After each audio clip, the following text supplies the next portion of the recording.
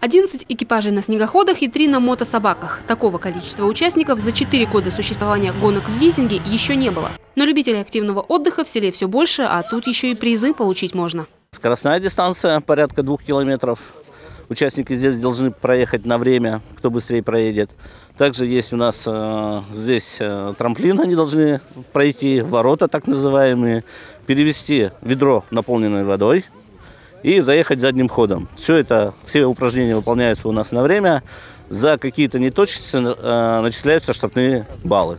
В списке участников и бывалые водители, и новички. Для Виктора Саковича сегодня все впервые. Первое соревнование, первый стартовый номер. Да и стаж вождения снегохода у него всего год. Впрочем, своим выступлением дебютант остался доволен. С поставленной задачей мы справились.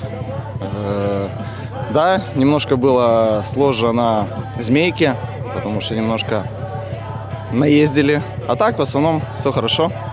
Готов принимать участие на следующий год. Василий Ермолин, напротив, гонки пропустил всего однажды. В копилке полный комплект наград, от золота до бронзы. И чаще всего его подводило ведро. Вот и на этот раз оно заставило водителя поволноваться. Я в том году вообще ведро забыл, назад сдавал, а сейчас чуть-чуть не дотащил. На край чуть не уронил.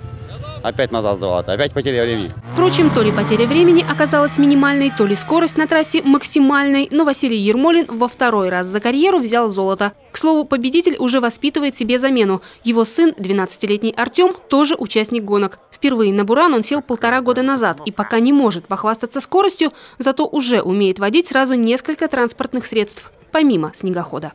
Квадроцикл. Мотоцикл. Моторная лодка. Моторная лодка, да. Тем временем на центральной площади развернулись народные гуляния. Зрителей развлекали народные коллективы, а подворья сельских поселений боролись за звание лучшего. Показывали труды своих мастеров, зазывали жителей отведать чай с блинами, обзавестись оберегом, прикупить вязаные половики. К слову, мастерицы, помня о том, что праздник посвящен мужчинам, приготовили для них теплые подарки. Для мужчин привезла вязаные носки и варежки. На выставку их тоже отправила.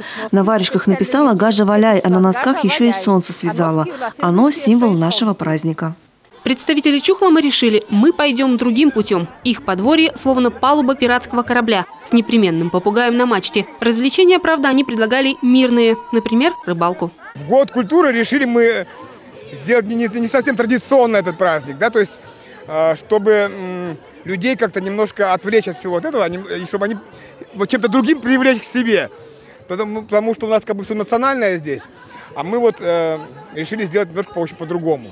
Фантазию в этот день проявили и родители. Им предложили поучаствовать в конкурсе санок. В итоге обычное детское средство передвижения превратилось в НЛО, карету, пожарную машину, ступу Бабы-Яги, баню или, например, в паровозик. Он, к слову, творение мам и пап, дети которых детский сад уже закончили и теперь учатся в 1 классе. Но их инициативу принять участие в конкурсе классный руководитель полностью поддержала.